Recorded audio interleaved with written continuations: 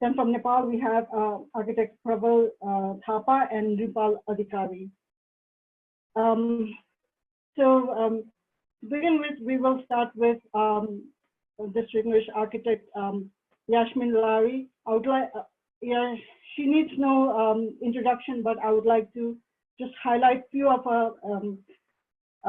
her accomplishments. Yasmin Lari is Pakistan's first female architect as well as the best known architect. She is also an architectural historian, heritage conservationist, philanthropist, and humanitarian worker. She is the co-founder and CEO of Heritage Foundation of Pakistan and founder chair of International Network of Traditional Buildings, Architecture and Urbanism, Pakistan. She has designed several landmark buildings in Pakistan, such as the Finance and Trade Center, Pakistan State Oil Head Office, and ABN AMRO Bank, Karachi.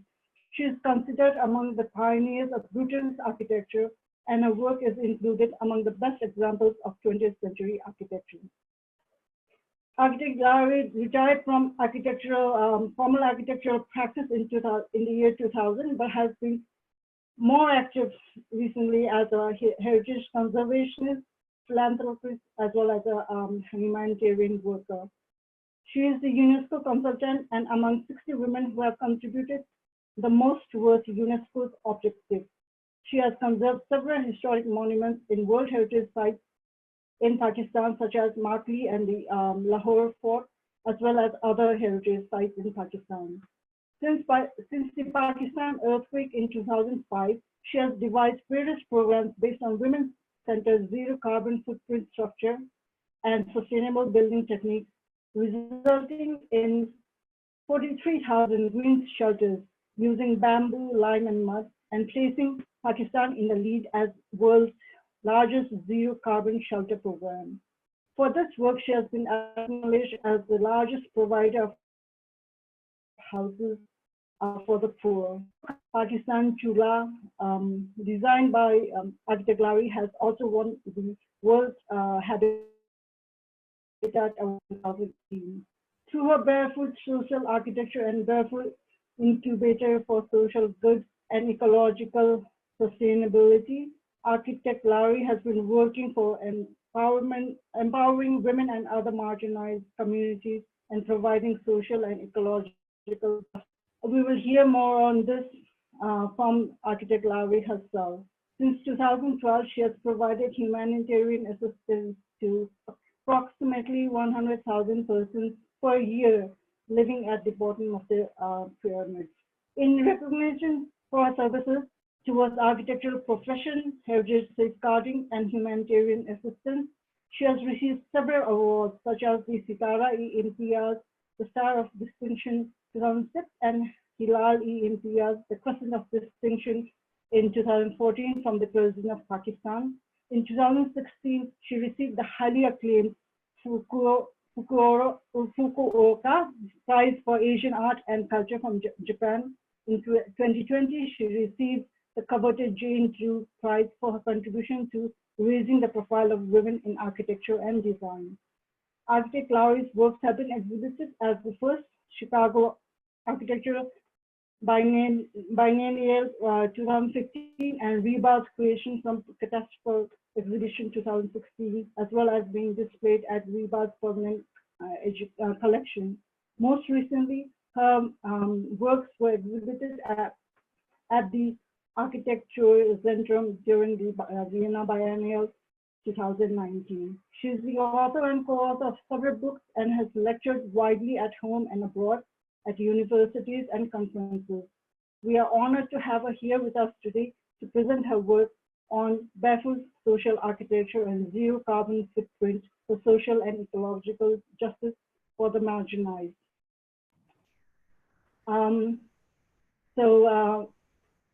I hope that was okay. Like, it's pretty difficult to summarize your works in under 5 minutes. I timed myself. So without further ado, I would like to invite architect Lari to begin her presentation. Okay, Thank you so much, Dr. Jana. I'm sorry that it took so long for the introduction, and I really feel bad for the audience. But I guess it tells you what, because I've been a luckily very long life, and so there's been much that I could do. So thank you so much. So, Assalamu alaikum and greetings from Pakistan. And thank you so much, President Anjumala, for inviting me. Such an honor to be among an assembly arranged by the Society of Nepalese Architects, virtual though it is, who are working hard to save their beautiful vernacular and traditional heritage. And I'm so delighted to be given this opportunity when SONA has a woman president. We also have a moderator who's a woman as well. So I think it's great. I feel very comfortable being here today. Nepal has had such a fascination for me as a country of unbelievable natural beauty. And I was desolate when I heard about destruction of your remarkable heritage when the earthquake hit in 2015. It is architectural institutions such as yours that can play a vital role in saving the wonderful heritage that our countries possess. After having delivered lectures in Bangladesh, India, and Sri Lanka, it is a great pleasure to be, for me, in Nepal, which covers the South Asian neighbors of Pakistan, and the ones which we have the most similarity in issues related to our disadvantaged populations and having to confront disasters. Thank you also, distinguished moderator, Dr. Jharna Joshi, and eminent panelists, architect Murad Jamil, architect Prabal Thapa, and architect Nirupal Adhikari, who agreed to spare their valuable time to discuss matters that are so important to all built environment specialists, and especially those belonging to the less developed countries struggling to meet the SDGs, the Sustainable Development Goals. And my warm thanks to Executive Committee and members of SONA, faculty and students of architecture, and other distinguished participants for your presence here today. As you know, I will be speaking mainly about Barefoot Social Architecture, or BASA, as Dr. Jharna has said. Now, I believe BASA tenets have become more relevant when so many South Asian and Sub-Saharan African countries are facing a massive economic downturn, accompanied by rising levels of poverty and inequality. We know that those of us who live in South Asia are among the most disaster-prone countries. While Pakistan has suffered multiple earthquakes and floods, Nepal has suffered from several disasters, most significant being earthquake of 2015 of 7.8 Richter scale, which is very high.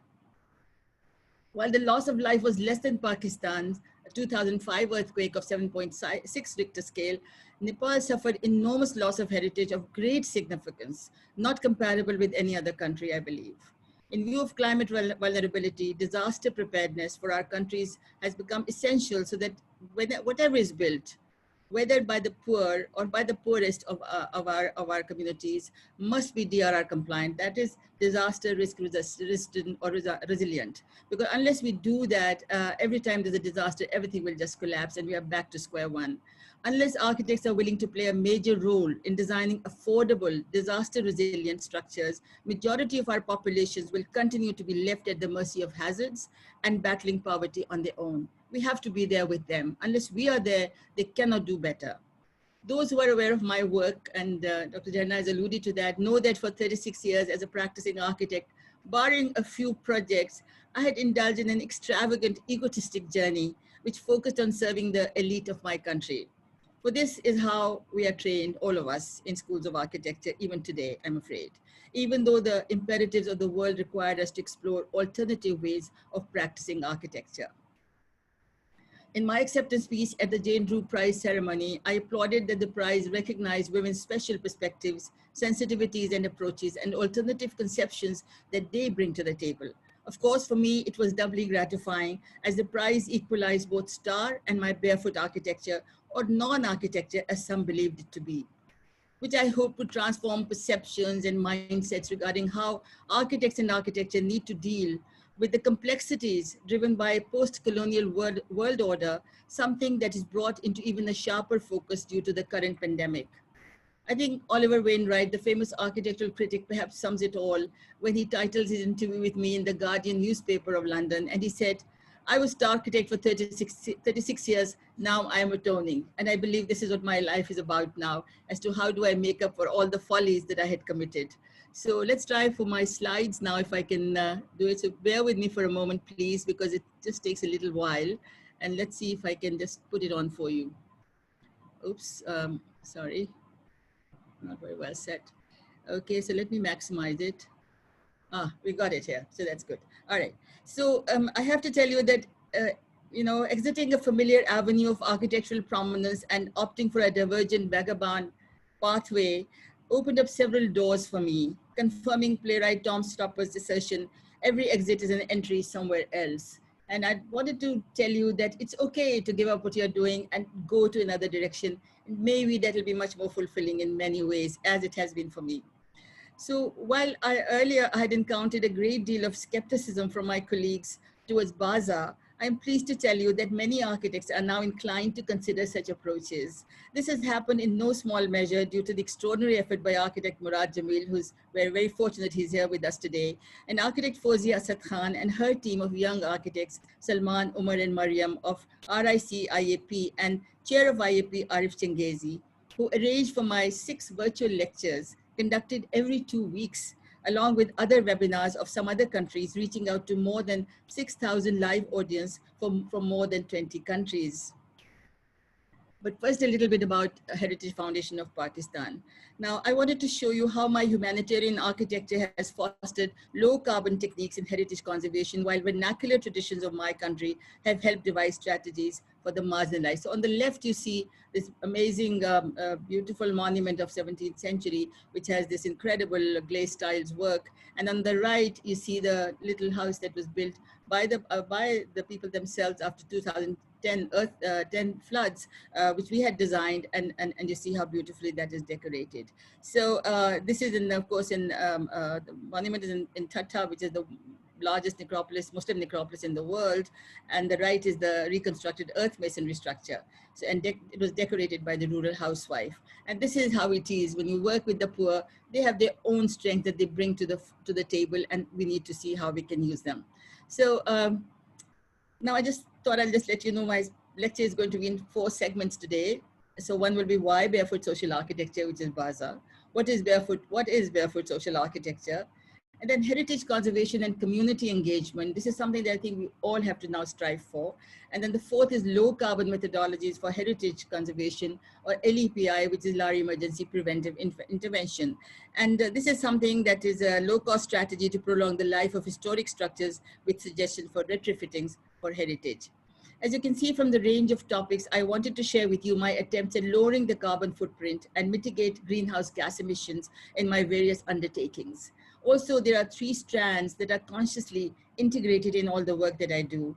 First, learning from tradition and heritage. Second, community engagement. And thirdly, climate responsive design. These are all 3 they will occur again in what I'll be showing to you today.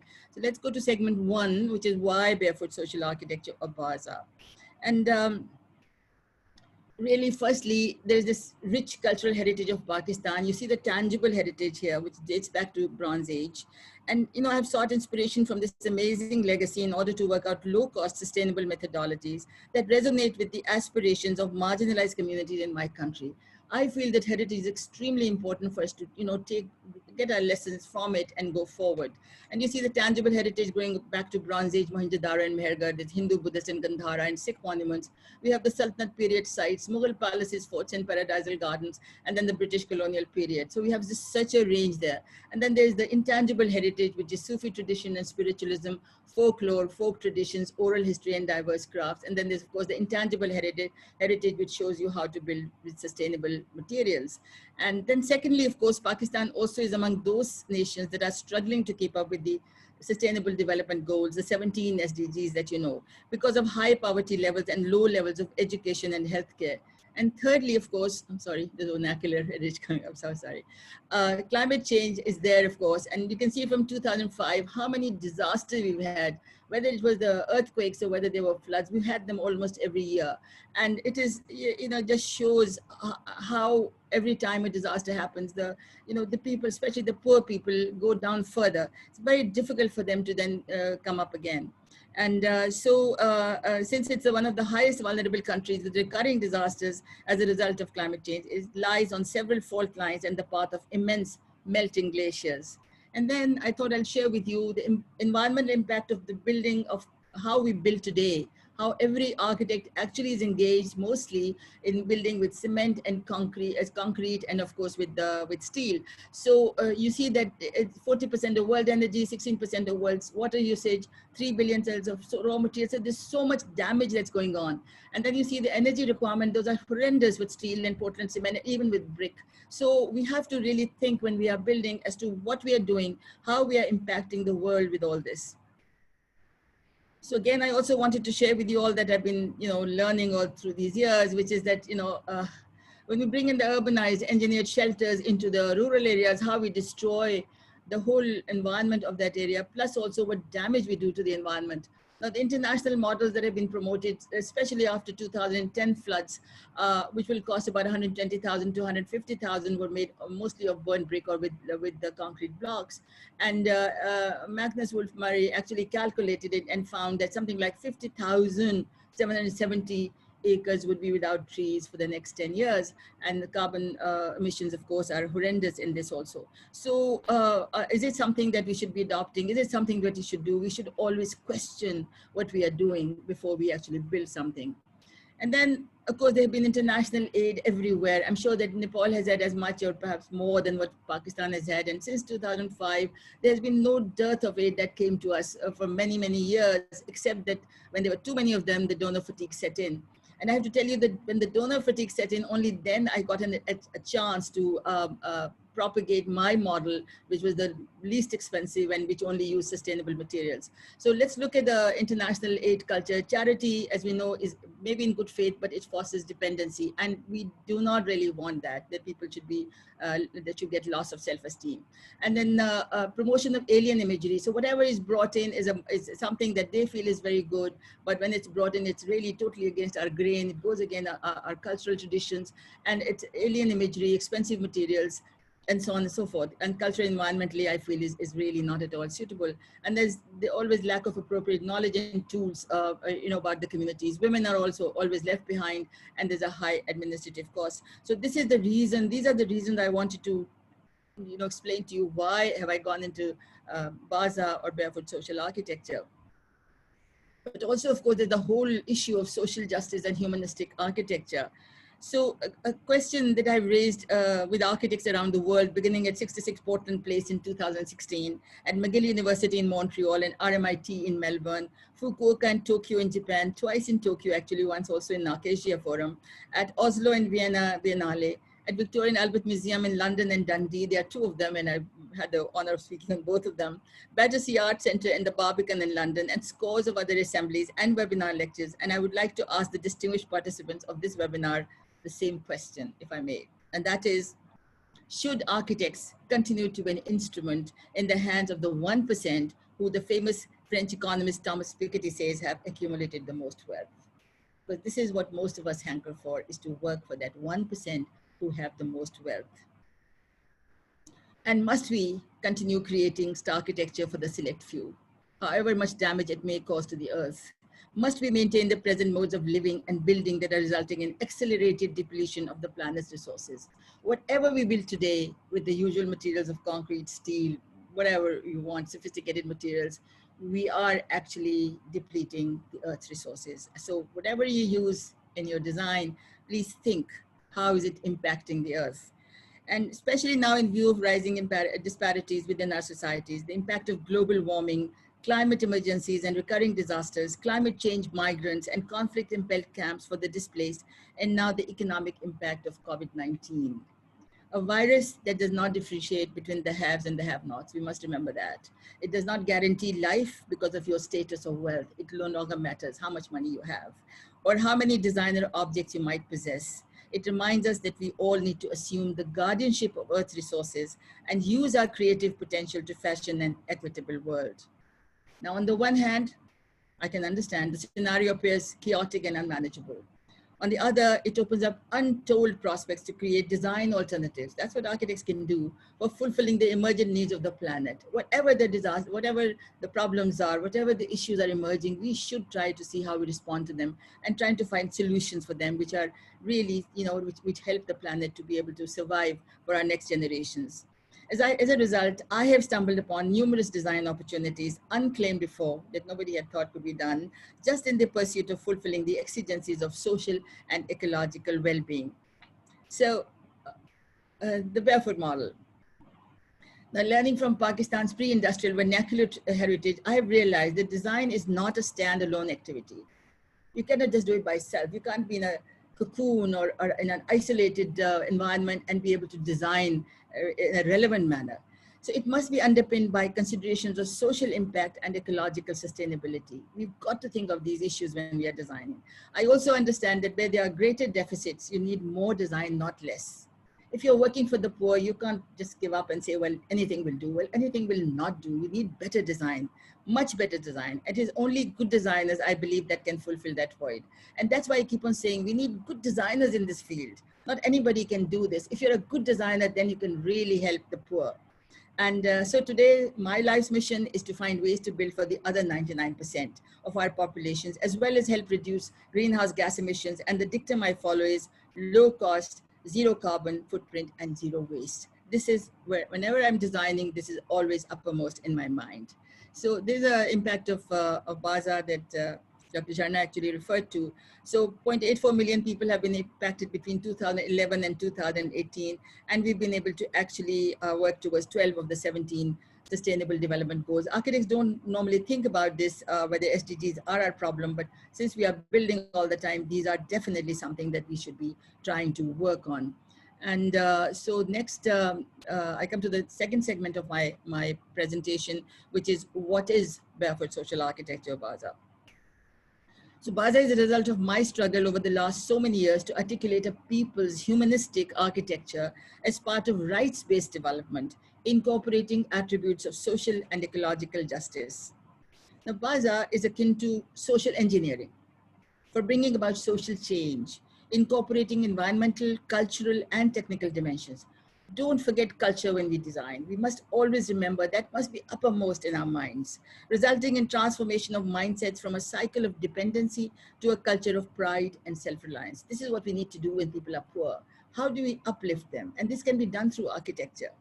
Now, on the one hand, BASA seeks to democratize architecture that provides people with well-being and self-esteem. On the other, it has partiality for zero carbon footprint, using ubiquitous earth, conservative magic lime, and renewable bamboo.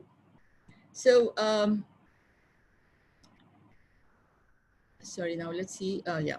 So now what are there are 4 tenets of Barefoot Social Architecture. As you can see, maximizing the potential of barefoot ecosystem. You know, a lot of people don't realize there's so much poverty, there are so many poor people, there's a whole barefoot ecosystem that exists there that we need to be looking at and, you know, trying to focus on that to see how we can help. The second, of course, is zero carbon humanistic architecture, fostering pride, well-being, and so on, and dignity. And the third is delivery of unmet needs. The poor have so many needs that have never been catered for. They never can get them. And for that, we've designed something called Barefoot Incubator for social good and environmental sustainability. And the fourth is non-engineered structures for shrinking the ecological footprint.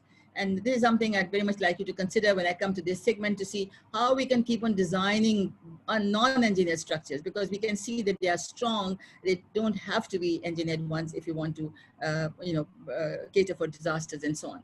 Okay, now let's look at the tenet number 1, which is maximizing barefoot ecosystem. So here's the wide-ranging ecosystem. As you can see, we start off with the barefoot economy on the left with the reddish color, barefoot market, then barefoot enterprises, barefoot entrepreneurs, barefoot services, and barefoot products. And you can see that these are all segments that are there that together make up the barefoot ecosystem, which we can then deal with. And you can see barefoot economy is transactions by low income and marginalized goods, marginalized sections, and barefoot market, of course, untapped market, and so on. So you can go through the slide and see what each one of these aspects actually caters for. Now, unfortunately, the barefoot ecosystem prevalent in less developed countries, or LDCs, has been overlooked by economists and politicians alike. Nobody's looking at them. Everybody thinks that everything should be fabricated somewhere and just brought into the villages. Well, it doesn't work like that. But according to my findings, it can function as a parallel economy. This is what it is, as long as an enabling process of serving and sharing with the other disadvantaged populace is ensured. So this is what we have to do. Whatever we do, whatever is built, whatever is designed, it should cater to the needs of the other poor. And then it starts to really make a difference. And so now let's go to the second tenet, which is humanistic architecture. Now, as you can see there, you can see a couple of examples of the humanistic architecture as a result of co-building and co-creation. And you can see on the left, there are women decorating their safe shelters in Sindh. And then you have on the right top, you see the Pakistan Chula stove with ornamentation. Now, this is, of course, the World Habitat Award winner. And what's wonderful that it has achieved, it really has achieved large-scale participation of women. 60,000 of them have been built. Of these earthen Pakistan Chula stoves have been built by women, and they've also contributed to construction of over 40,000 one-room houses, many of them decorated by using creative skills of the housewife. While each one of the 60,000 stove is a designer chula, each one is different, each one is beautifully decorated with unique ornamentation. Incidentally, and one team of barefoot entrepreneurs who helped build 30,000 of the stoves has actually earned 60 lakhs over 4 years. So there's a huge amount of money, small amount of money, 200 rupees is paid to these people to teach them, and 30,000, and they've made 60 lakhs of rupees. So you can see there's just so many needs that have to be fulfilled. But you can also see by looking at these slides that I can no longer claim to be the author of my works. I do create a blank canvas, but it is the participatory process that motivates ordinary people to utilize their creativity, particularly women, who transform these into works of art. And these really are so. And now I want to just share with you that, there are two gurus that I very much believe in. One is, of course, Marcus Vitruvius, 1st century BC Roman architect, author of treatise De Architectura, or 10 books of architecture. And then, of course, there's Earth Guru, HASSAN, 20th century Egyptian architect, author of Architecture for the Poor. And here is the Lime Guru, Marcus Vitruvius, and you perhaps know about him, but I'm bound by Vitruvius's 4 elements of air, water, earth, and fire as limits of architecture. The alchemy of natural elements addresses the bounds of sustainability, spanning the spheres of economic, social, moral, and cultural aspects. I believe that the use of these elements leads us to the confines of democratic norms and behavior. And then, of course, the famous HASSAN, Earth Guru. And as Hassan Bey, as you call him fondly, would have it, I'm also conscious at all times of the obligation to be close to nature and to the people, and to traverse a path which would unleash the creativity of the common folk, using their intangible reserves of ancient wisdom, immersed as they are in their folklore, oral histories, and craft traditions, the so-called vernacular expression. And then, of course, this is my palette, which is earth, lime, and bamboo. So I consider myself an advocate of these 3 materials, which are, I believe, the most sustainable materials, which are the only materials that I use now in my current work. So as you might be aware, if you look at the earth panel that you see on the left, clay does not have to be burnt in fire to attain strength. The combination of earth, water, and sunlight provides a building material of great value.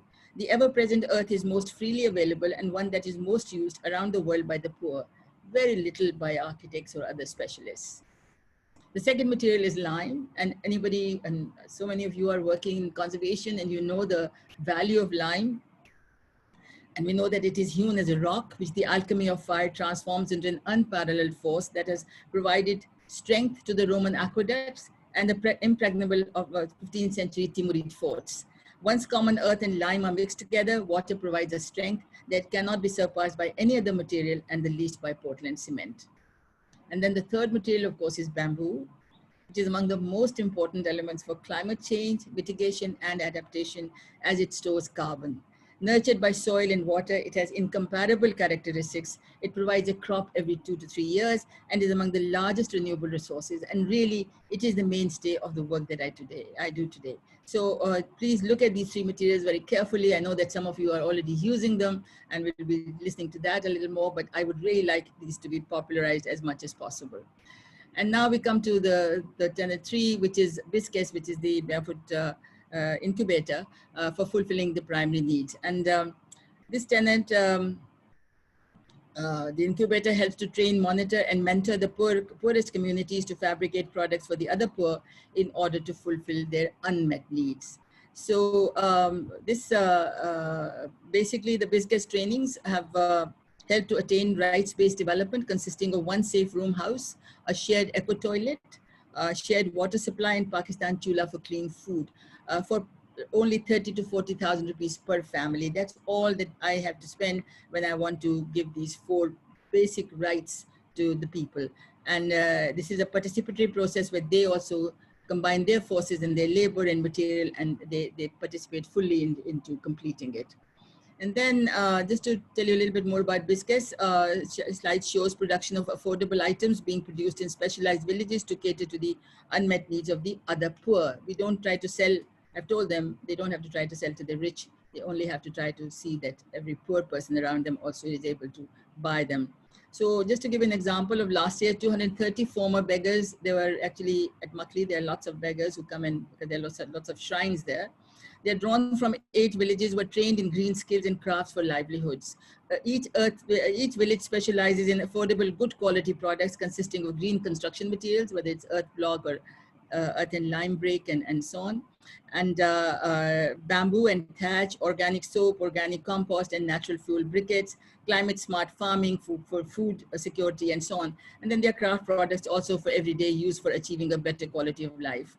In the project carried out in collaboration with British Council and University of Glasgow, 70% rose above the poverty line within 14 months.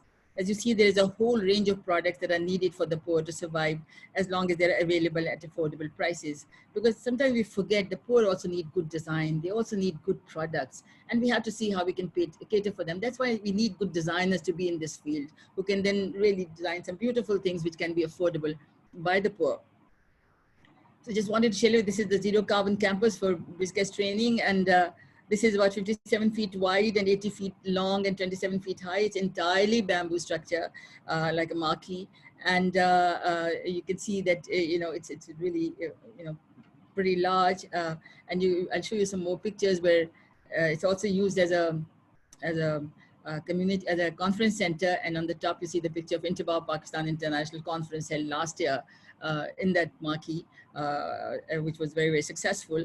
And again, you see at the bottom, some of the lodges that we have put up for the delegates, and on the right are some craft pavilions within that big marquee. And so now we come to tenet number 4, which is non-engineered structures for shrinking the ecological footprint and for also DRR compliance. Now, you can see this particular slide where this is a non-engineered structure which was built for about 25,000 per unit. And you can see that this is the one that has really put Pakistan in the lead as the largest zero carbon shelter program in the world.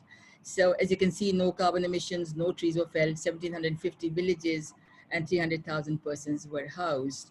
And then there is this particular, again, entirely bamboo structure. And this is a women's center, double story. So that when the floods come in, then they don't rise up to the first floor. And so everything on the upper level is safe. And during other times, the lower part is very well shaded, and so it's used a lot, especially by children. So there are lots of things that can be done with bamboo, and it's really, really quite affordable. And then I've got this example of bamboo panels. This is really a modular construction using prefabricated bamboo panel. And I'll just run this for you to show how it works.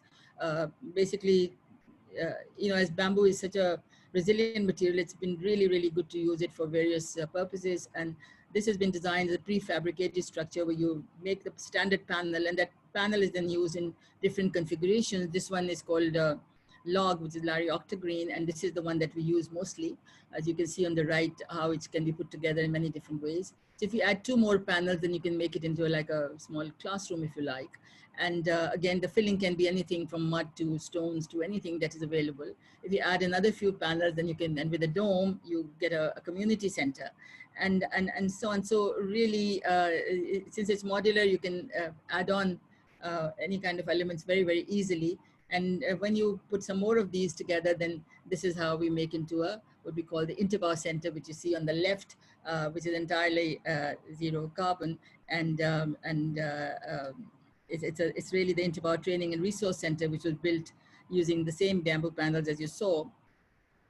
This one is dedicated to His Royal Highness Prince Charles in acknowledgement of his support to our work, as he himself is a great proponent of zero carbon structures. And on the right, you see the interior of it, and it was President of Pakistan who came and inaugurated it at the time that we had the conference in 2019. Now, let me just show you this particular one, and those who are working in disaster areas such as the earthquake, you might be interested to look at this as to what it is. And this, of course, talk will be available, I'm sure, on YouTube and everywhere else, and you can have a look at it, that there are different ways of how you can provide strengthening and connectivity in the structure so that the whole structure moves together rather than coming apart. And you can see that on the left is the principle that the structure should remain elastic during seismic jolts, and elements and connection should perform in ductile manner and retain their strength at seismic events, and connection detailing of elements in order to transmit loads even after they have been damaged. So this is something that we designed, and it's been actually tested, and I will show you the test. It's really just earth bricks and layers of bamboo lattice, and then a bamboo roof. So let's go to the next one, in which you can see how the whole thing is put together. Of course, you have to have your foundation with the lime concrete we normally use, and then you starting off with bamboo lattice that you put in the base in the corners, and then every so many courses of the brick, and then even the lintels are bamboo. And then again at the top again you put the bamboo lattice, and you can actually make a ring beam, which is bamboo reinforced lime concrete, and then you put the lattice on the outside and inside and tie the whole thing together. So the whole structure is really connected. So when it moves completely together. And that's the beauty of it. And so I just brought this, and I've been showing this just to prove that bamboo and mud can be so useful. So this was done at the University of Karachi, and 50% of the actual size was actually the model we used. Started off with 25% of Kobe earthquake, went up to 100%, and 275%, nothing happened. So I'll just show you that it did not collapse. And this is, let's see whether this works, and you can see how this will, so this is 100%, that means 4 jolts have already been. This is Kobe earthquake now, it's happening now. But you can see it's not affected the structure at all. And then we went up to, at 25% and there was 275%. So this is 175% above Kobe earthquake. And you can see, again, nothing is happening. It's again all right. And then the Vice Chancellor, who was also watching it, he said we've got to break it. So they went up to 670% off Kobe earthquake. And it went on and on. I mean, I hope there'll never be an earthquake of this kind. But you can see that it's moving, it's getting deformed, but the fact is that it has not collapsed. And that is where life safety is really the most important thing. So I just wanted to show you this, that please go in for mud and lime and bamboo and it'll be fine. So right, now I come to the third part of my presentation, and which is heritage conservation and community engagement.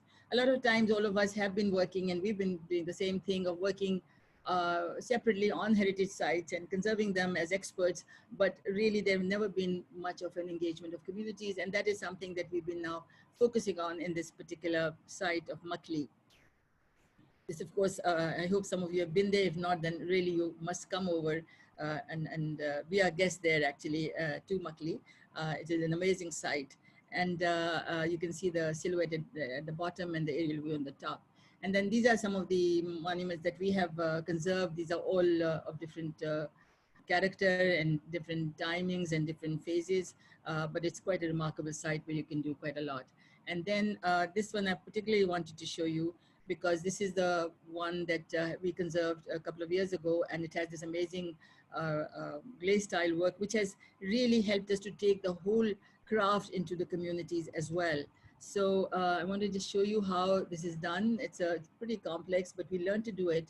And because we acquired this whole technique, and this has all been tested in some, I think it was in an Italian lab to see how good it is, because UNESCO was very much part of this when helped us to put it together, this particular craft. And so once we got acquired it, we began to train a lot of the beggars who are there in the area. And you can see a lot of them are women who are then able to learn all this. And then this is the kind of stuff that they are able to make, which they can sell. So really you take a very high level craft and then you translate into something that becomes useful for everyday purposes. And that is how people, they are able to earn money and they're able to survive pretty well. All right, so the next one, I just wanted to show you this, where we are training women particularly as to how they can actually help in heritage safeguarding. And they are my best workers who clean up everything and make sure that every little shard of pottery or glaze tile that they find is kept away, cleaned and kept away properly. So this has been a wonderful experience to be able to get women engaged in this kind of work. And I wanted to show you how good that has been.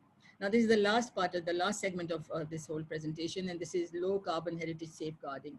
I wanted to present to you as to how I feel with comparatively less money, we can actually save quite a lot of our heritage. So you can see that this low cost methodology, but it has to be done properly. So there are certain principles that we follow. You can see the methodology on one part as to how we do it. And the principles, of course, are reversibility, compatibility, minimal intervention, do no harm, hold further degradation, respect the age, don't make it new, use zero carbon, low carbon materials where possible. So by doing that, we can save quite a lot actually, which normally would take enormous amount of money to do, because really a lot of times it's buying time for these structures. A lot of them otherwise will just disappear without us even knowing that has been done. So I just wanted to show you this one. This is the first in which we actually experimented, which is the Summer Noble 1, which is actually carried out with the help of Prince Claus Fund. And we use these bamboo stakes to hold up the wall, because otherwise the fear was that if we touched it, the whole thing will collapse. And on the right, you will see that this whole interior was totally degraded. There's just nothing. We had no evidence as to what it was, but we know that there was a wall that has just gone. And if we wanted it to survive, we had to build the wall. So this has all been done with mud brick actually. And this has held pretty well. It was done in 2012 and it's surviving very well indeed. So, but it's been, it's been actually treated as a ruin. So you can see that we can do quite a lot with very low cost materials. And then, sorry. And then we just wanted to show you this one, which is the tomb of Mirza Jan Baba, which is a 16th century monument, and in which as you see on the left, the domes have gone. The two domes, only one is surviving, two have gone. And at the bottom, you will see how we've rebuilt the two domes, but not in stone as originally, but because we had evidence of the shape, so we just did it in bamboo, and you can see how it is. So bamboo is entirely reversible. You go inside and you can see that it's something new. It's got a plaster rather than the stone. And so it's distinguishable, but it protects the very important graves that are below here. So the whole thing is you have to really judge where you can use what kind of material, but I'm really all for using low carbon materials in conservation, because I think we need to really bring down the the carbon footprint in every case that we do. And then these are some of the monuments I thought I'll show you, which require help immediately. And because of these intense rains, I feel they all need to have some kind of cover. And so we developed this particular way of doing it, which is that if you have this on the left, you have the monument as it is, which is entirely exposed. And if you can see the evidence and just make a roof of the kind that might have been there, but it's in bamboo, which is very low cost and will just save you so much that might have got lost. And then, if you'll forgive me, but I thought after the 2015 earthquake, when it happened in Nepal, I thought I'll work on couple of the techniques, and you might find it a little bit audacious, but I thought I'll just suggest what could be done. So on the left, you have one of the damaged structures in Nepal, and at the bottom is actually one of ours, which is the one that we've done in Sindh. And on the right, if you were to use lattice retrofitting, as I showed you in that model that we got tested on the shaking table, then you can easily provide, retrofitting in this way. You don't have to demolish the building, and you can save it where it is. And then similarly, if you go to the next one, this was another one that we found on the net, I guess, and I wanted to develop and see how we could do it. And then on the right, you see how, again, with cross bracing of bamboo, you could actually, the same vernacular that you have, you could actually carry on in this way. On the left, I just put the example that we had of Pakistan. So basically, this is what it is. But just wanted to also just reinforce that low cost, zero carbon, zero waste for saving the planet and the destitute of the world. So I'll just, I'll finish this thing, but I have a couple more things to say. Let me just take the slide share off. Okay. So my offerings are by way of drawing attention to the fundamental role of design in achieving a better quality of life for marginalized sections and the need for architects to be in the forefront of innovations for lowering the carbon footprint. The implication of COVID-19 exhort us to move towards a society that's humanistic and inclusive. Together, we must endeavor to reduce GHG, this is greenhouse gas emissions, as we fashion a new urban environment based on more sustainable lifestyles, adopting movements such as transition design, as you must have heard. There's degrowth or low carbon compact cities. These are all movements that are happening in the West, which are becoming popular, and my own Barefoot Social Architecture for sustenance of the disadvantaged in the third world. And as I conclude, I would like to leave a thought with the distinguished participants of this webinar. As built environment professionals, are we ready to play a role in mending the imbalances in this world and stitching this highly damaged earth tapestry? Will you do it? Thank you so much. Thank you.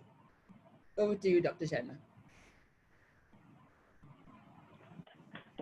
Thank you so much, Architect Larry. That was so insightful, and I've heard you speak in webinars for a few of your webinars, and even if it's the essence is the same, I find new things every time I listen to. Thank you so much for giving us this time. And like you said, I think, as architects, the architecture school as it stands now is catered towards designing to that 1%. Whereas the bulk of the architecture, the houses being built is the other 99%. So I think this is a very invaluable lesson for the faculty as well as the students to think of that. And also your questions, that thought-provoking questions that you put out. But before we go into the questions and the discussions, I would like to ask our the other panelists to put in their thoughts. Then we'll go back to the questions. First, I would like to invite architect Murad Jamil to put in his thoughts. Murad Jamil is the principal architect at MJA Architects Islamabad. He's also the founding member of INTBAU that Architect Larry has been speaking so much about, and the co-founder of ADMAN. He has also served as the chairman of the Board of Architectural Education and the Institute of Architects in Pakistan. Architect Jamil received his Bachelor of Architecture from the DEU College of Engineering and Technology, Karachi, and later received his Master of Architecture from the University of California in Los Angeles. He then, after graduation, he joined the BISGES Corporation in Los Angeles and worked on the URBANIZED project with the Walt Disney Imagineering in Los Angeles, California.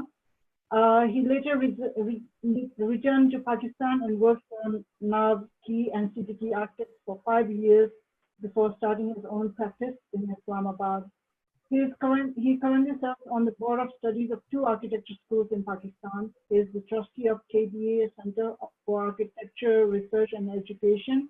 In addition, he is on the Board of Governance of 2 NGOs, Mashal Association and Trust for Rural Uplift and Community Education. He is also the founding member of the International, like I mentioned earlier, International Network for Traditional Building, Architecture and Urbanism, Pakistan chapter, as well as the co-founder of Architects Disaster Management Network in Pakistan. In addition to this architectural work, he has also produced a biopic called Kasafar, Journey of a Dream, on his late father, the comic writer Jamiluddin Ali. The documentary captures his father's life, achievements, and undying belief in the vast potential of Pakistan and its people. Jamil Saab, would you, Thank you. Please put in your... Thank you, Dr. Jharna, for that great introduction. I don't deserve half of it.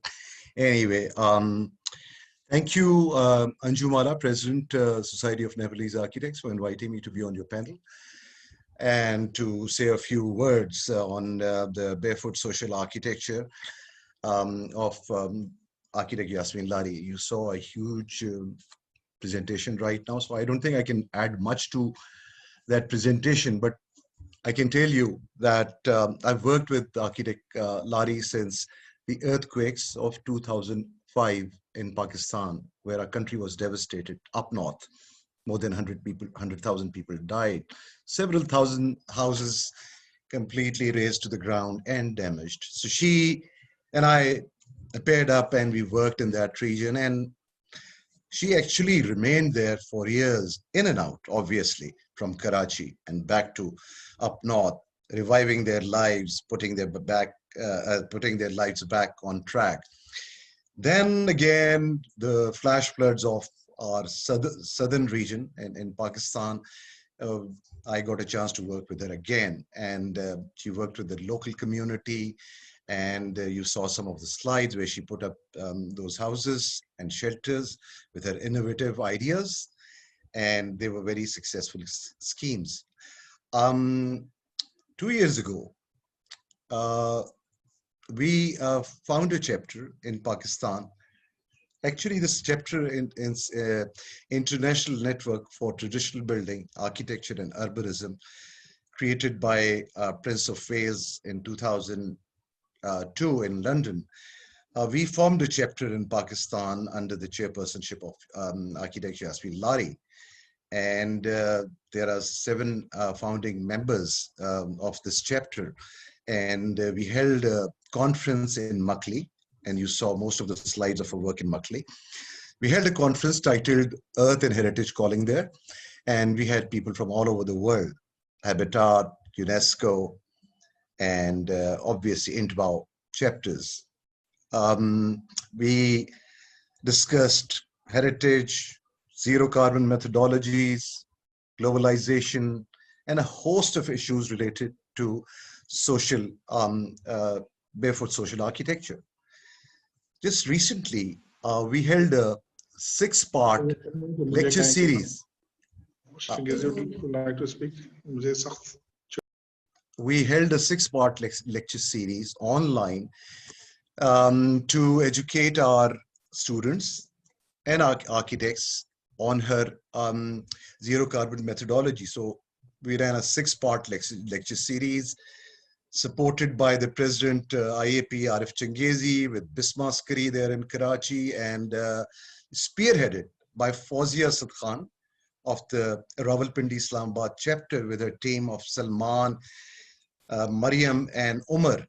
And it's at the end, we admin, which is the Architects Disaster Management Network created by architect Lari. Admin and IAP have joined hands and have floated a competition in Pakistan. And we've received about more than 24 entries. So we're going to put up that structure, winning structure, based on her methodology of zero carbon methodology, whoever wins the design. So that's another step that we've taken. Also, INTBAU Admin and Heritage Foundation, which was founded by architect Yasmin Lari. We're working jointly with the Pakistan Council of Architects and Town Planners and the Board of Architectural Education headed by Khatija Jamal, in order to see how her methodology can be incorporated into our curriculum. We have about 35 architecture schools here, and we are working with PKP, BAE and IAP to see how this can be incorporated, so our student body can benefit from it, because they're the ones who are going to come out and be the mainstream architects in Pakistan. And this, after COVID-19, has become the need of the hour, that architect Yasmin Lari's methodology of zero carbon decarbonization in the built environment must be looked at, paid attention to, and we are running an awareness campaign, and we've got a very good response from schools, students, and architects. So these were the 4 or 5 initiatives we as a team have taken with her.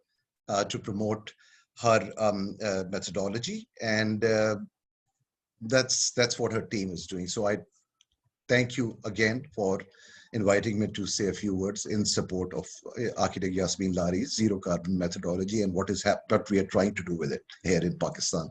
Thank you. Back to you, Dr. Jharna.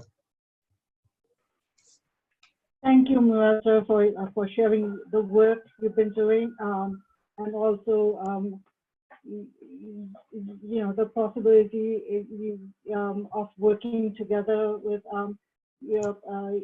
I'm quite interested in how you're working with the youth architects in Nepal. We have more and more architects coming up, and it would be quite beneficial for both Pakistan and Nepal to work together, I think. Sure, so, that would be great. Absolutely. Yeah. Thank you. So, yes, we'll go into the discussions. Now, I would like to invite Trouble, sir, to share his work. As Architect Larry pointed out, with the best materials, the zero carbon materials to it, bamboo and earth. Architect Trouble has been working a lot on those materials. We all are familiar with Trouble Thapa, but I could just briefly introduce him. Architect Trouble Thapa established Trouble Thapa Architect almost 2 decades ago, and he has completed a range of architectural projects, including renovation of historic buildings, designing residential as well as commercial and institutional buildings. Architect Thapa strives to incorporate sustainable design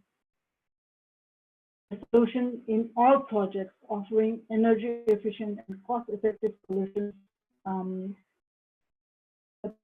all buildings into the terrain, optimize construction techniques, appropriate construction materials, form of the planning process. Passive solar design principles are also incorporated to ensure that the buildings operate on minimum energy requirements. Wastewater management, rain, water separation, solid waste solution, and biogas plants as alternative energy source are also designed incorporated to actively facilitate the microclimate around the built environment through selection of suitable plants and trees. Overall, his aim is to establish a comfortable, economic, and sustainable energy which incorporates not just the building, designing of the building itself, but giving good thought into the environment. Well, we'll hear more about this from architect himself, and his just to name a few, his most significant projects include Nandikeshwar Baganta in Naksal, Garden of Dreams, Amaghar in Godavari, Kupila Valley School in Surkhet, Vishuddhayalaya in Namabaidya, Matughar in Burmilkanta, and Targetap General Lodge in Bardia. And now I would like to invite Prabal sir. Thank you, Dr. Joshi. Thank you for the illustrious introduction. I will just try to get, am I full screen now? Yes. Okay. You can start sharing your screen. Okay, thank you. So, first of all, thank you very much for inviting me and having me here. I will try to portray a few projects that we have worked on. We started our journey about 2 decades ago. We started off with very simple passive solar designed residences, mainly in brick and mud mortar. We tried, we tested with cement line plasters. with mud plasters, mud floors, etc. So around 2010, we met a client who himself was a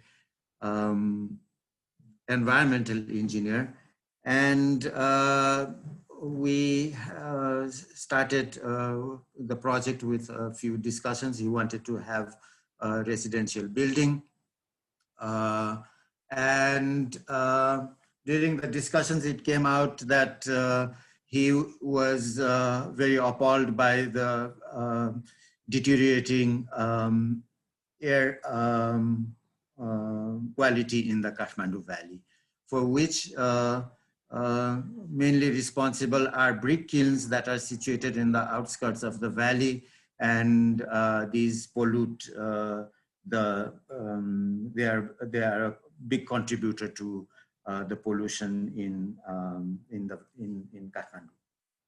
So as we went on with the discussion, so we the alternatives were either CSEB, compressed earth blocks, or finally we zeroed in on rammed earth, on a rammed earth constructed building. So we started designing the rammed earth residence, but the problem here was that none of us had the experience with working with rammed earth, and luckily the client himself then volunteered to do the construction himself, and so we designed this rammed earth house for him, partially with bamboo elements, but including a lot of sustainable features, mainly rainwater harvesting, wastewater management, permaculture, groundwater recharging, and so on. So the idea here was to dig a rainwater collection pond and use the dirt for the rammed earth walls.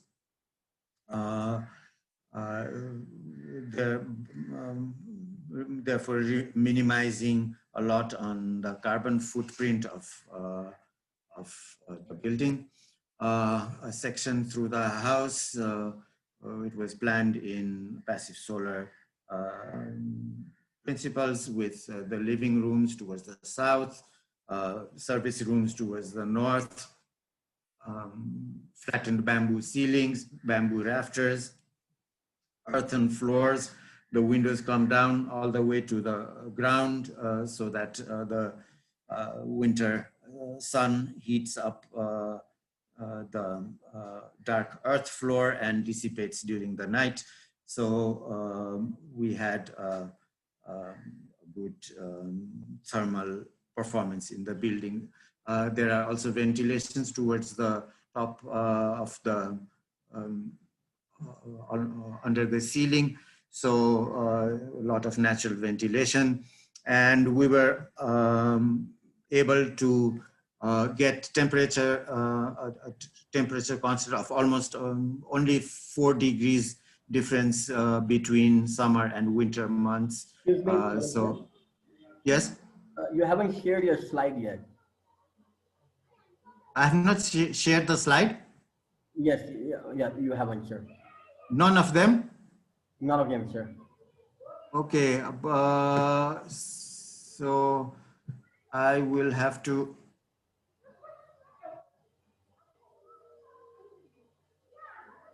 Is it okay now? Yes, thank you. Okay, so this is so this is the rammed earth house with some of the bamboo structures. These are this is the rainwater collection pond, and this is the section of the house with the bamboo rafters and the bamboo ceiling and the earthen floor. Yeah, so we got a pretty good thermal efficiency in this building, and so after this, our next project, we were contacted by the CUPOLA Valley Foundation, which runs a school in West Nepal, and they wanted to have a rammed earth school with most of the features sustainable features that we had proposed for the residents. So the school would include rainwater harvesting, wastewater management, and so on. And they wanted to use all these features as educational tool for the students. So partially, the school included a lot of active solar features, also including solar cooking and biogas, and a lot of landscaping features, which included plants that would stabilize for slope stabilization, plants that would absorb moisture and retain the moisture in the ground, and plants that would filter, that would be used as filters for wastewater management, and so on. So the students now, they live with, or they grow up with these sustainable features, and they actually take you on guided tours around the school and explain to you how these sustainable features work, and they even have collected data which they explain to visitors there. There are 16 classrooms here, and the school is for about 500 children. So it has been received very well by the students and the community itself. So the next, after we completed this, the next sustainable project that we were asked to do was in north of Kathmandu.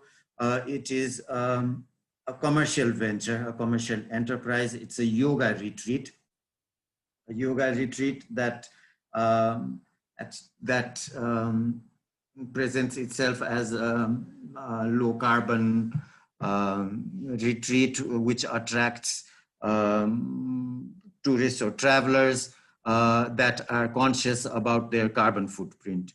So the premises again was built in rammed earth. The terrain was pretty steep, so we had to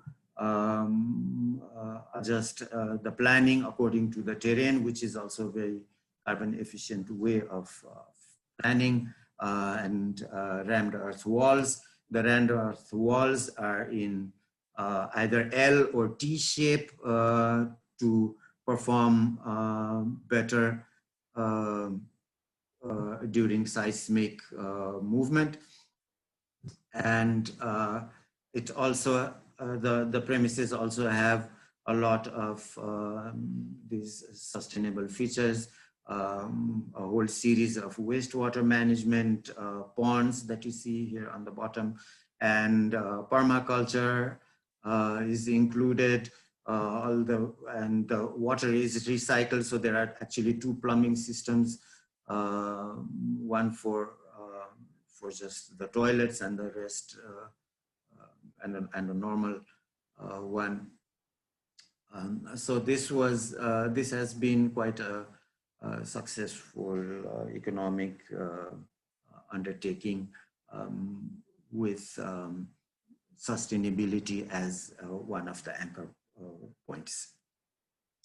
I would at this point like to go to another very efficient way, actually my favorite way of dealing with carbon efficiency, and that is adaptive reuse of existing buildings. And the reason why I say it is when dismantling a building, there is a lot of energy lost or a lot of energy required to for demolition. You have to deal with the waste that comes, and then you have to rebuild again. So adaptive reuse is probably one of the most efficient ways. Here, this example is from Patan, which is a historic Newari city towards the south of Kathmandu. And like many older cities, this city here is also experiencing urban core degeneration. So, which means there are a lot of historic houses in a very dilapidated situation. The houses fetch a very low rental income, and they are very prone to be dismantled because they are hardly worth anything. So we got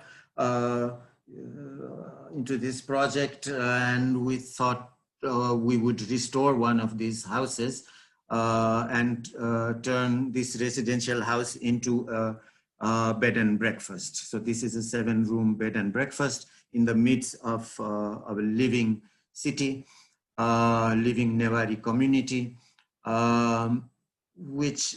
so there's this new clause where they say authenticity is the new luxury, or authenticity is equal to luxury. So we could achieve a 7-room bed and breakfast for which was a very attractive situation, kind of staying for tourists. And this would also encourage other buildings or other house owners in the neighborhood to renovate, restore, or to preserve or conserve their traditional houses. As you see in the background, there are already houses that have been restored because suddenly these houses became attractive, and the whole area was regenerated again. As the saying goes, the greenest house is the one that already exists. Yeah, I think I've come to the end of my short presentation. I would like to thank the organizers for inviting me and giving me a chance to talk here. Thank you very much.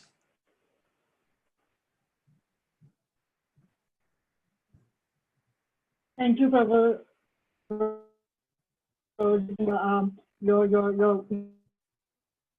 your work, and very way of ending your green building are the ones that's already existing, and I like that. And also that you've moved you showed that the mud and bamboo is not just the poor people's materials. It can be they can be used for other person, as Architect Larry talked about. So before we go to the questions, I would like to invite the last but not the least presenter, Nepal Adhikari, to share his work. Nepal is the director of ABARI, a bamboo and earth initiative and design-based firm. ABARI builds in an economic model where one does not have to choose between the planet or the people. So this his presentation follows the general theme of our webinar. Nepal has worked in the research, design, built advocacy of bamboo and earth as construction materials in more than 25 countries over over 10 years. All of its structures survived the in 2015 Nepal earthquake, including 2 buildings that were built right near the epicenter. That's quite amazing. And in the past 5 years since the earthquake, he has built, designed many government schools, homes, libraries, as well as luxury hotels using bamboo and earth. And he has worked extensively to create a sustainable supply chain of bamboo, bamboo along the river banks of Chitwan, so they can be used to develop local self-reliant economy. Arbari's clients, just to name a few in Nepal, include the Government of Nepal, ActionAid, Asia Foundation, Helvetas, Care Nepal, Madan Puraskar Pustakalaya, Kathmandu University, Balmandi, and others. So, his presentation also kind of follows the general theme of our webinar today, and follows the theme that has been touched by architecturally. So, Nepalji, the floor is yours. Thank you, Dr. Joshi. Am I audible? The sound okay? Yes. Yes. Yeah, thank you, Dr. Joshi, and thank you, Sona, and the organizers for putting me in front of all these prestigious architects. As a young architect, I've always looked at Miss Laurie, Prabal Thapa. Their work has been my inspirations. I'm still young, I'm learning from them. Yeah, it's a great honor to be part of the forum. Let me start my presentation with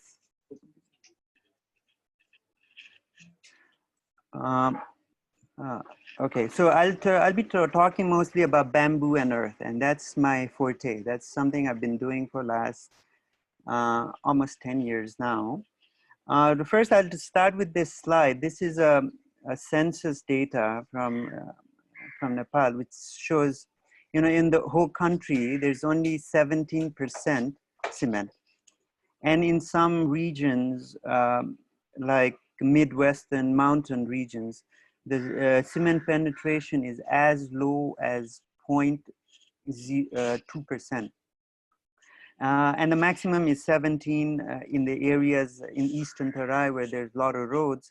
But in general, it's less than 20% in most of the Tarai, and in the mountain regions, it's like 3–4%.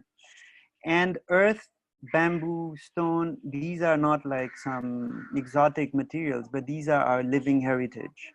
And unfortunately, our heritage is considered, it's not considered an heritage.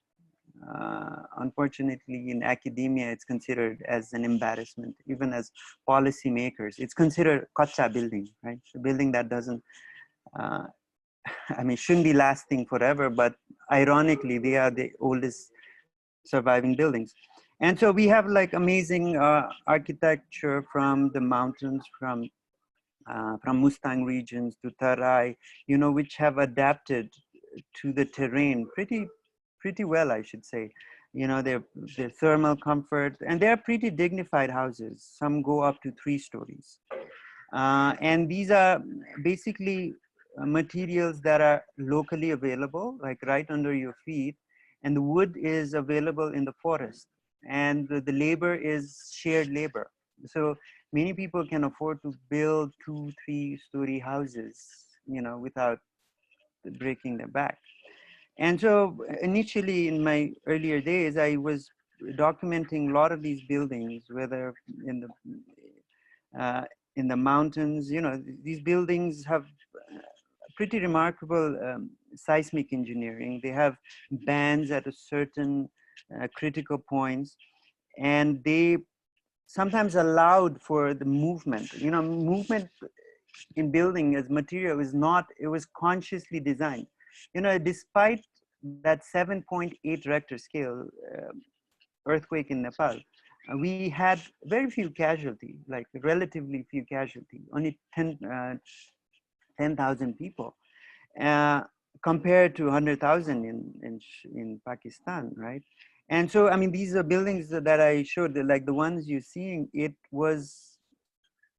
is in Sindhupalchok, right next to the epicenter. And which also survived the earthquake. So after the 2015 earthquake, there's been like a lot of kind of misunderstanding and misinformation about how these buildings survived. I mean, there's amazing earth architecture in the Tarai too. Like, who says like you cannot build with earth in hot and humid climate? You know, you see beautiful 2-story houses with beautiful paintings, and these are beautiful, these are affordable, and why aren't we looking at it? So that was my question when I started this architecture journey. So I wanted to build, you know, and I thought, you know, my approach to build houses would not be, I didn't have that, I didn't think I was capable enough, because I thought all these people knew how to build beautiful houses. But I thought I could contribute my skills in building public structures, you know, that requires a little bit bigger span and requires some engineering. So I started doing this. But yeah, and before I start my journey, you look at like proliferation of concrete. You know, this is from Kathmandu, which is considered the World Heritage Site. You know, people were singing about Kathmandu in the 70s. A lot of people have so much romantic vision of Kathmandu, but this is what we've done.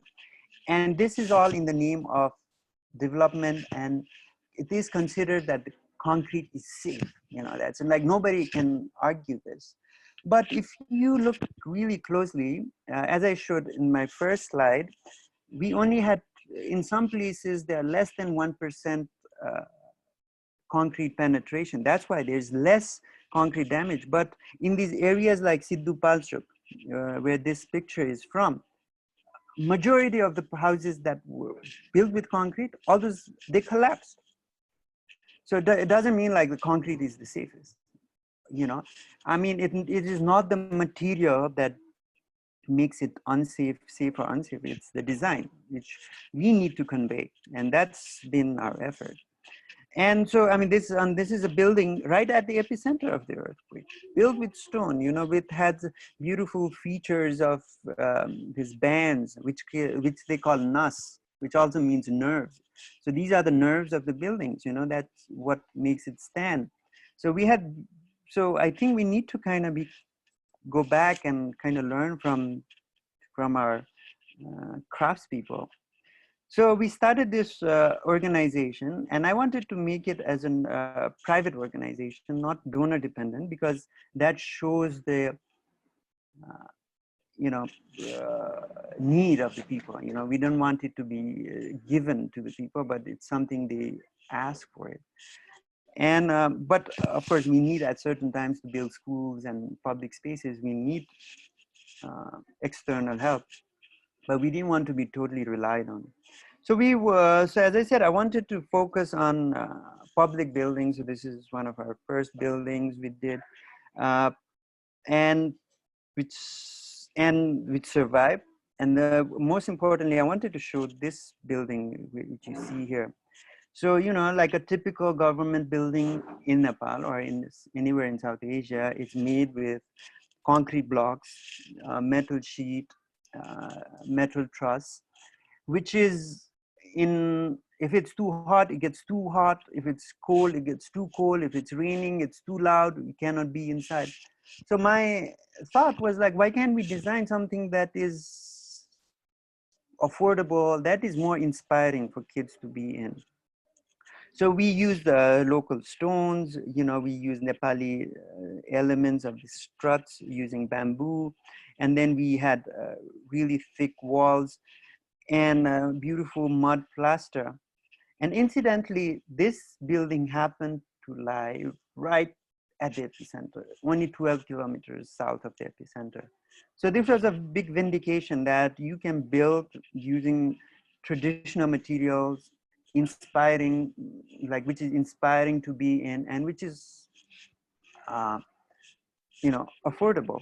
So after this, you know, we got a lot of listening ears. Before that, we were considered like young and kind of dumb.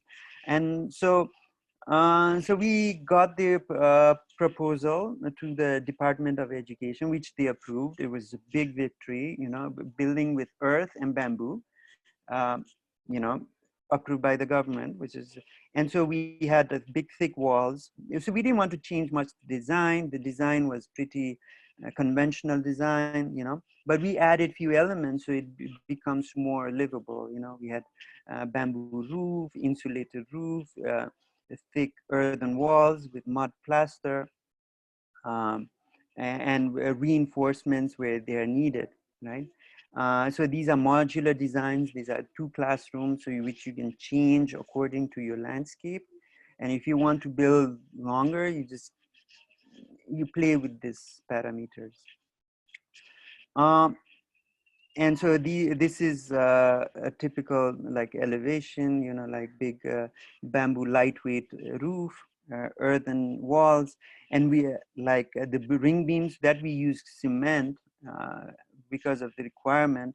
And we also had to highlight because, you know, a lot of people in our countries think concrete is safe. So we want to kind of exaggerate that, or like, so here's a play space in between. So this is the classroom to be inside. Even the furniture is bamboo, you know, and we've been getting really nice feedback from the teachers, from the students. You know, it's really, the temperature difference is pretty remarkable, and the indoor air quality too. Yeah, so with this, you know, and also the beauty of this thing is like can be done by anyone, you know, like these buildings were the bricks, even the women can make the bricks, you know, they're making these bricks in, and I'll show you later, like even like with the bamboo, it's even lightweight, you know, like all our construction workers are women, not all, but 70%.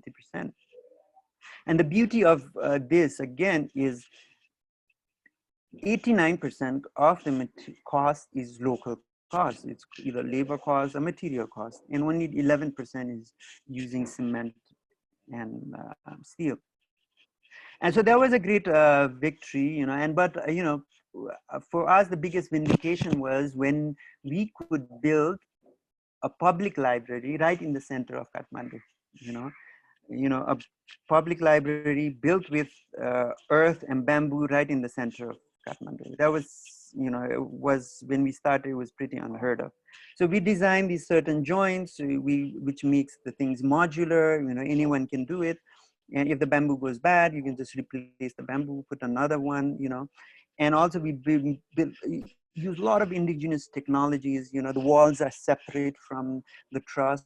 So in case there's another earthquake, like really heavy earthquake, the walls would collapse sideways, but the roof would stand, you know.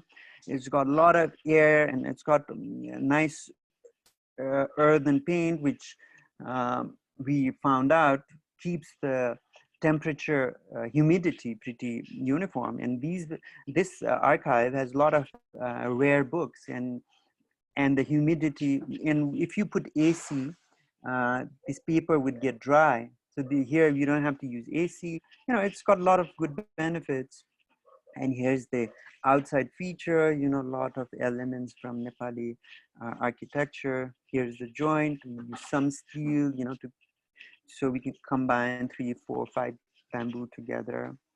And we're happy to say we were like nominated as emerging architect in the UK for this building. And so it's, so the point is, it is slowly getting accepted. And, you know, like to build public spaces, schools with this material, it's been an honor. And so here's right next to Prabal Sir's building, we are doing another Kopila Valley. This is a smaller class for smaller kids.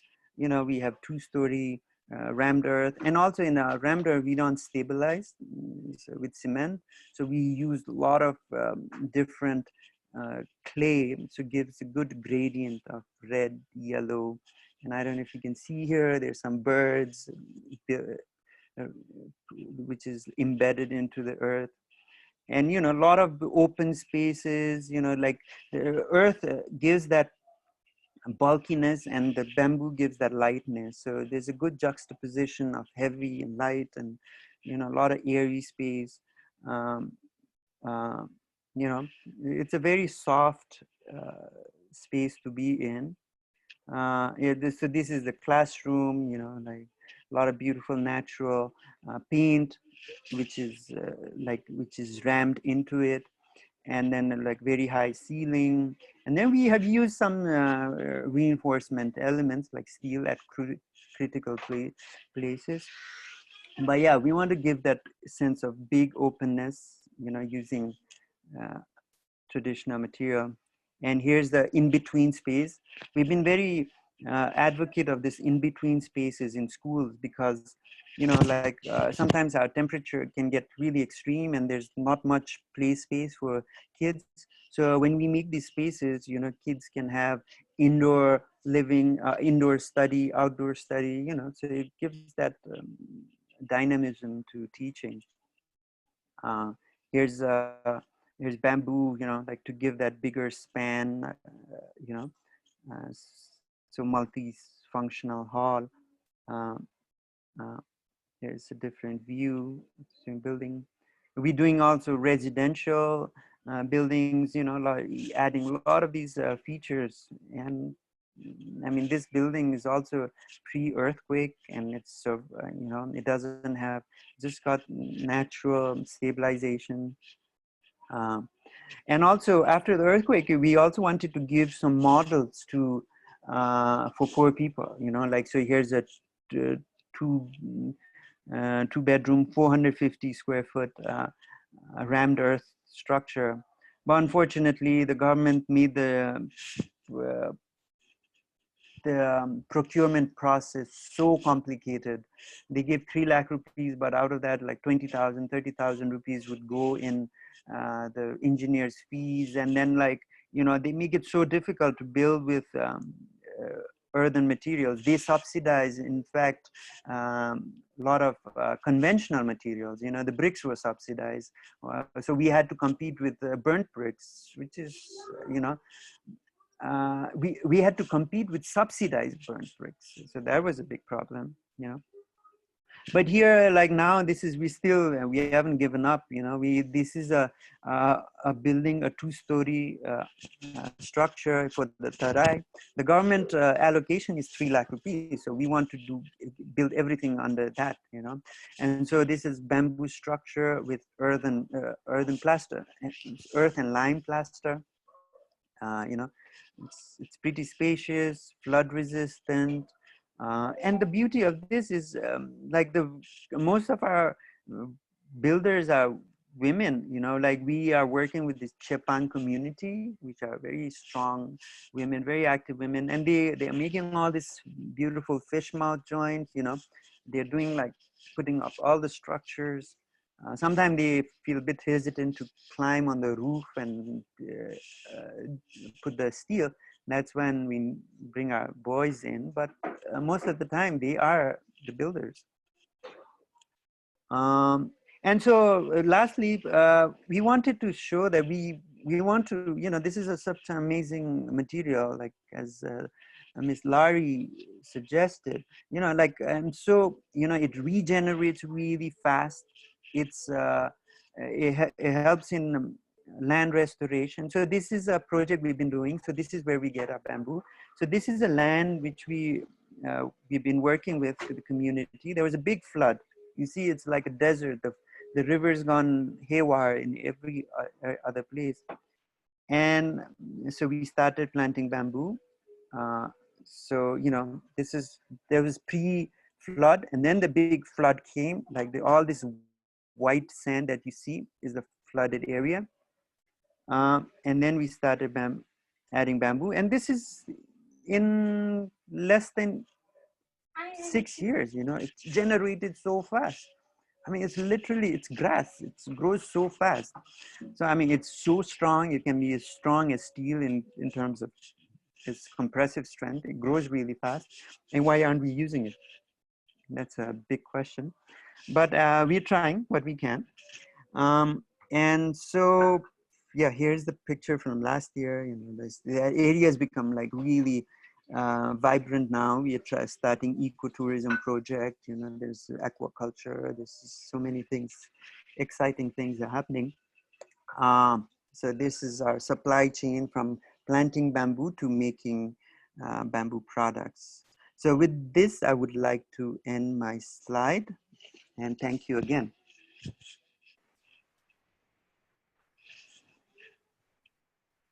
Thank you very much, NEPAL'S. It's very, very encouraging to see like emerging architects using, you know, going back to the earth and using the materials and not designing just for that 1% that architect Larry talked about earlier. I think we have gone a little bit beyond what we had anticipated with the presentations. And I thank all our participants for, you know, waiting patiently. And now I would like to, you know, go to the, you know, invite all the panelists and speakers back. And there's quite a few questions and quite interesting questions as well. So if you could, if everyone could turn their cameras and camera on, please. And is there anything that anyone would like to add just before I go into the questions from the audience?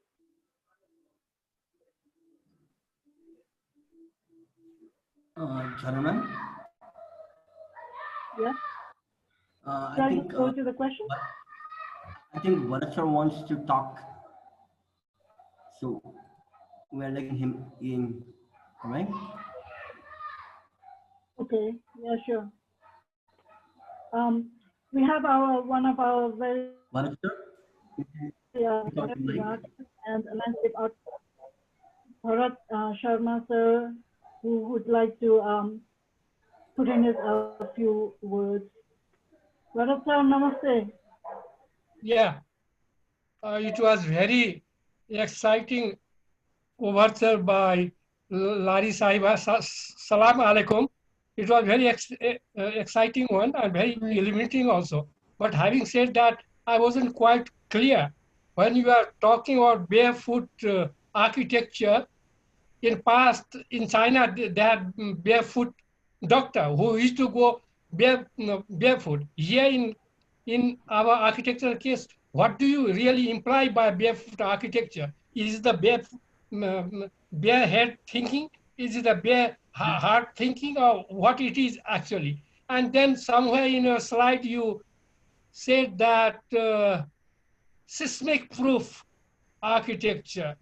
I wonder, is there a thing called seismic? Nothing can be seismic proof. It could be seismic resistance. It can't be proof anywhere in the world. You just give me one example where it has been seismic proof. It can't be. You never know what would be the magnitude of the earthquake. So how do you take your social architecture and your zero carbon emission part is very well taken, but do we have control over carbon emission at the local level or not? Isn't it global as well as a local phenomena? So how does architect control over the carbon emission and carbon footprint? I don't think there is possibility. And then let me come to Pakistan, Karachi. I used to know personally Arif Hassan. How do you take in social architectural delivery his work in Aurangzeb pilot project in Karachi? Thank you. Lots of questions, Mr. Bharat Sharma. All right, let me start with the barefoot architecture. I think the term is because I really don't work for the 99%. I'm only working for that 1%. And most of the people who are there are walking barefoot. And so that's the term for the people who have nothing. I'm not working for the rich at all. And the whole strategy that I've designed is really to reach out to those who really have literally very little. They're all below the poverty line. So really, it's not like going barefoot literally to these places, but certainly working with people who are barefoot. And that's why barefoot social architecture is important, because I'm not trying to build for those who have a lot of money or who have all the resources. But having said that, of course, I am very impressed by the work that I've seen from our two Nepalese architects, you know, where they're doing things which are necessary. And I wish that more architects would take on in terms of being so conscious of what the environmental cost is for everything that one does. So this was the definition for the barefoot architecture. Then you asked about seismic proof. I showed you the example of this particular shaking table test where 670% of Kobe earthquake of 7.3 Richter scale. I mean, they could really, not in our foreseeable future would be fine, an earthquake of that magnitude, but it really is an earthquake, a completely earthquake-proof structure. Because so far the highest we received is 7.8, I think it was in Nepal.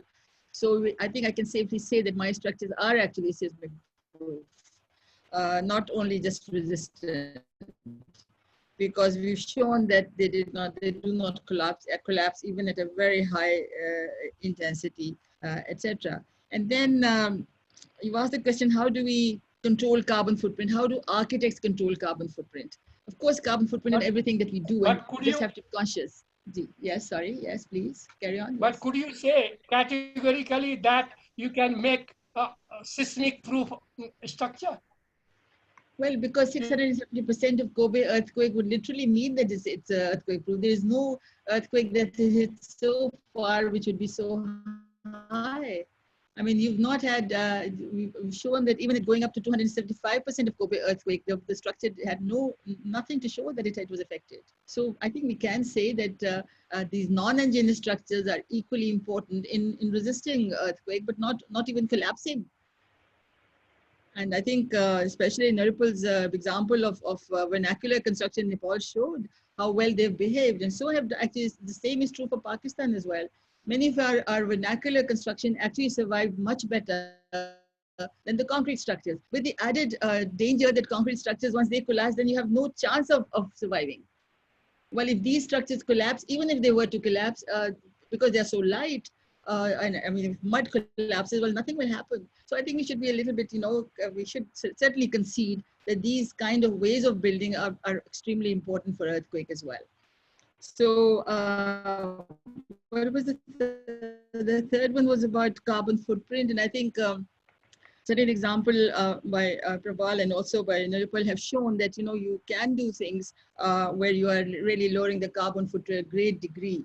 I would really like to go for zero carbon, but a lot of times we cannot. And I'm quite happy if all architects started to actually lower the carbon footprint, because that's also something very necessary. Normal construction does mean, as I showed in my slide, 40% of carbon emissions are because of construction methodologies that we normally use, which are ready to do with concrete and steel and so on and so forth. So I think, we should be really conscious of all that, and we should all try to see how we lower it. That's all that architects can do. Of course, we don't have the choice of controlling everything. I mean, even now, I think many countries are not able to go to the 1.5 degree Celsius that you want to, which is an agreement of the 2015 convention in Paris, that everybody will try to do that. It's not happening even so far. So countries are not trying hard enough, but architects can certainly make their own contribution into the whole thing. Thank you. Yes, Mohtar, you didn't respond to my question. Arif Hassan's work or any pilot project, would you call it social planning and architecture work or not? How do you evaluate it? I think it's done in a social scientist work, I would call it, and certainly it's very valuable for informal settlements. And there are many different ways of handling this, but as architects, I feel our job is to do work in design. How do you design something that becomes useful? So there are many ways of tackling these different issues of poverty. Thank you. And certainly there's not, one can't say that one way, be many different ways of doing it. But I think as architects who are trained architects, who've gone through a whole 5-year and I don't know how much time, I think our duty is to see how we can give well-designed products to the poor, which is, elevates their whole lifestyle. Because the poor have a right to have access to good design. I don't think it's only for the rich. So I would really like more and more architects, certainly what is being done in Nepal is very, very impressive. And I think it's very heartening to see this. And I wish that would all spread to the poor people also. Right. Thank you. Thank you so much, Architect Yashmi, for answering the question. I would like to go to the questions that have been posted by the participants, and the first couple of questions for you, Yashmi Madam, is, this first question is, I also had this in thought when I was listening to your presentation. It was like in disaster building. This is a question from Poonam Shah. She asked, in disaster building, the biggest challenge is convincing the local population that the traditional techniques are very sustainable and safe. They want us to be built in concrete, as they feel it is rich, it is what the rich built with, and it is a symbol of prosperity. It's also, there's also a newness value to the concrete and bricks. So did you, when you were working in Pakistan, did you face similar concerns? And if you did, how did you mitigate this concern?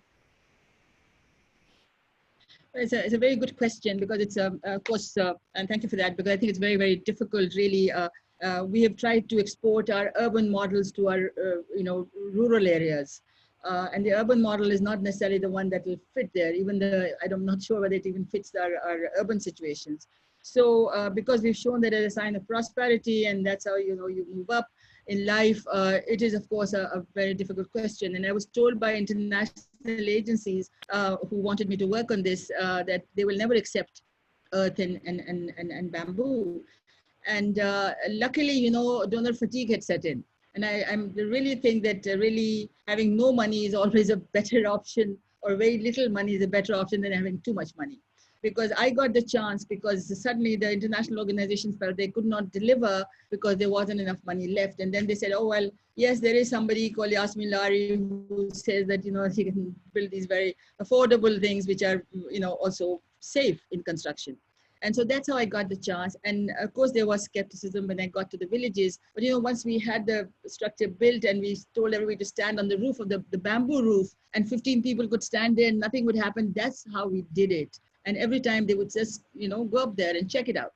So I think there are ways to get to them, and they understood that this is comfortable, this is what they wanted. The women began to paint them, and suddenly there was life in them. So this is something you have to work on. And I think we have to really disregard the urban models. We have to really say, this is not for us. Cement, concrete, and burn brick and steel is not for us. And we are having quite a lot of success, as you see. We're able to build quite a few thousands of them. And now nobody ever asked me that they want a concrete, wall or any kind of industrialized material at all. So yeah, I think it's working. Thank you, ma'am. And it was one of NEPAL'S first slides as well, that most of our buildings are not built in concrete at all. So and as you pointed out in your lecture, that it is the 99% that we need to consider. There's another short question for you, madam. It is about, how do you treat bamboo and what is the cost? Very short question. Cost of treating bamboo for like 6-meter length bamboo. Well, okay, yes, thank you. Yes, there's a lot of skepticism about bamboo as well. And I was in Tokyo when they asked me, they said, well, you're saying bamboo, but how long does it last? And I think maybe we should ask Nepal this question as well.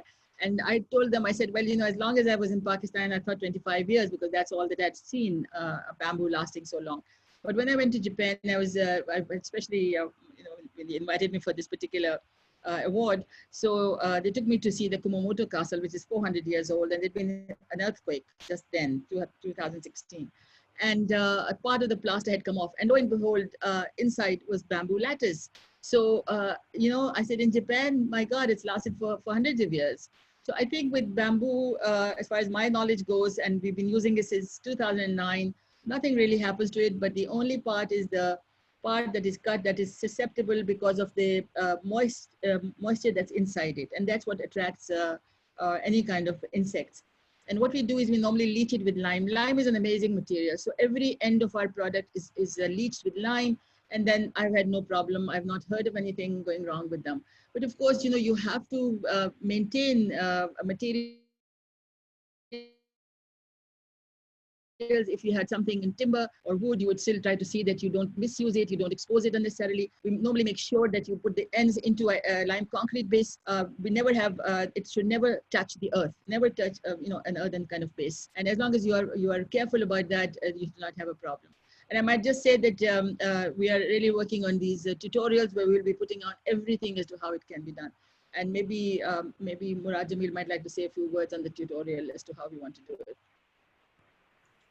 Quickly, just adding to what Architect Yasmin Lari said about the tutorials, we are making those tutorials, how to go about putting up these structures, bamboo, earth, and lime, and they're being done exactly through the drawings. So a layman receives this tutorial, they will be able to sort of put up the structure in their own locality according to that tutorial, and we're doing it in a couple of languages, English, Urdu, and we are looking at the you know, local languages of the provinces also. So this is one of the initiatives which I actually forgot discussing with you, but this is something which is being done right now. Back to you.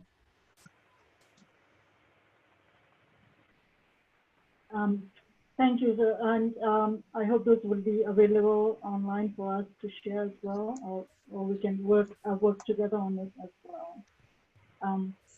Now we have a few questions for Prabal sir and Nepal, and for Prabal sir, there's a couple of questions for you. What are the thermal performance parameters you verify in the model? Is the design first model for energy performance indication, or construction is made directly? And there's yeah, and have you done structural analysis of CUPOLA Valley School, and has it been approved by DOE and the municipality? Okay, so to the first question, we did or we had thermal analysis of certain building elements, but we did not have a thermal analysis of the whole building or the whole system. We later on, I think for about a year, we collected data for about a year, and the results were then calculated or were then established after a year of collecting data, especially temperature and humidity data. So that was for the residents, the first example that I had shown. Coming to the other question about structural analysis, yes, the school was went through structural calculations. It was given, the whole structural package was given to one of Nepal's leading structural engineering firms, MRB Associates, and they went through this whole process. So they are more used to this whole process of going through the system. Fortunately, the local government in Surkhet, that is, I think,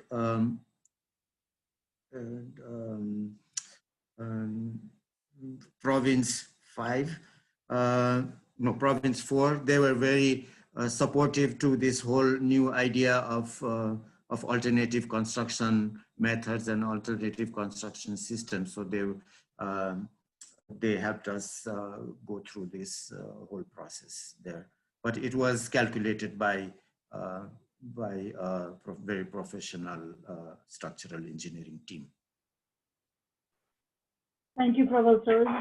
It's also very encouraging to hear that the government bodies are also, getting into these alternative technologies and going a little away from the RCC building that most of our, it's the trend right now. And now I have a couple of questions for NEPAL'S. There's one for you from Salman Munir from Pakistan. Is very inspired by your work, and we are all as well. And his question is Nepal people belong in rural areas is already using low zero carbon emission materials or local materials from centuries in this context? What is the role of architects in Nepal to achieving its sustainable development goals? Thank you, Mr. Salman Munir, for the question. It's a very relevant question. Actually, yeah, you're right. We can learn a lot from the rural areas. They are already living a very sustainable lifestyle. And it's not us who should be training them, but maybe the vice versa. I think maybe the role of an architect is to, like this certain architecture is changing in our modern times. We have more need for architecture because we have more need for schools, we have more need for hospitals. So if we can intervene in those areas, we can, make those rural regions even more sustainable and zero carbon. But the other part is also we need to all our South Asian cities have become unlivable with the air, really bad air pollution. So I think we also need to focus in making urban areas more environment friendly so that we can achieve the SDG. NEPAL'S, I see another question for you. It's like, how do we treat thatched roof? We don't really need to treat thatch roof. It all depends on the technique. If it's properly done, thatch roof can be fire resistant and it can last more than 30 years. So it is all about the technique, how you lay it. It's a dying skill, but nevertheless, the skill is still there. It's so yeah, it's about the technique, not the material. Thank you so much. I think that's also it's not just our work as architects is not done after we design and build the building. The continuing maintenance of buildings is something that is required for traditional buildings as well as buildings of new materials. And I think architect Yasmin Lari also pointed out that, and it also happened in our 2015 earthquake, is that a lot of buildings that collapsed were because of the heritage buildings, monuments, and temples collapsed was because of low maintenance or lack of maintenance and structural issues. So that's what I think. That was a very, very wonderful session. I thank all our participants very, very much. And it has been quite long, 2 hours, but it's been very fulfilling and inspiring as well. So, if there is anything that anyone would like, the panelists would like to ask before we close this session, you're very welcome. Otherwise, I would, I would just like to, if I may, I'd just like to thank you very much, the whole team for having put it together, and certainly Dr. Janna for really moderating the whole thing so effectively. And we hope that there can be more collaboration and more propagation of this kind of work that's being done anywhere in the world, but particularly in our countries. So thank you so much for having me here. Very kind. Thank you. Thank you. It is our pleasure. So, Anju, if there's anything you'd like to add at the end before we close the session.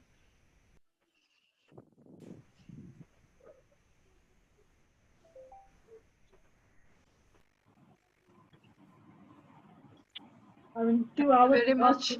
I would just like to thank our team from IAP as well as Prabal sir, Nirpal for making time. Thank you, Yasmin Lari ma'am. It's been such a pleasure, and I hope all of us architects have learned a lot from this session. And we hope for further collaboration in the future. Thank you, Murad Jamil sir, as well. Thank you very much. President Arif Changezi had joined in between, but I think he's a bit occupied today.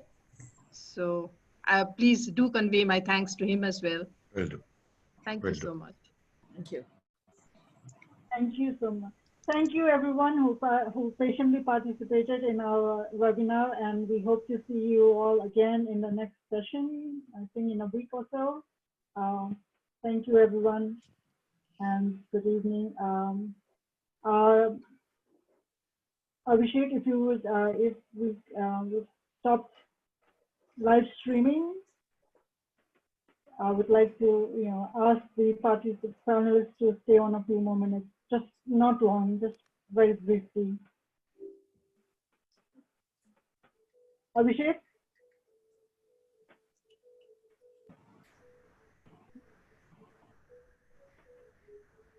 Yes, sir, ma'am. Can we, are we still live streaming? If we are not live streaming anymore, I would just, Yeah, we can do that.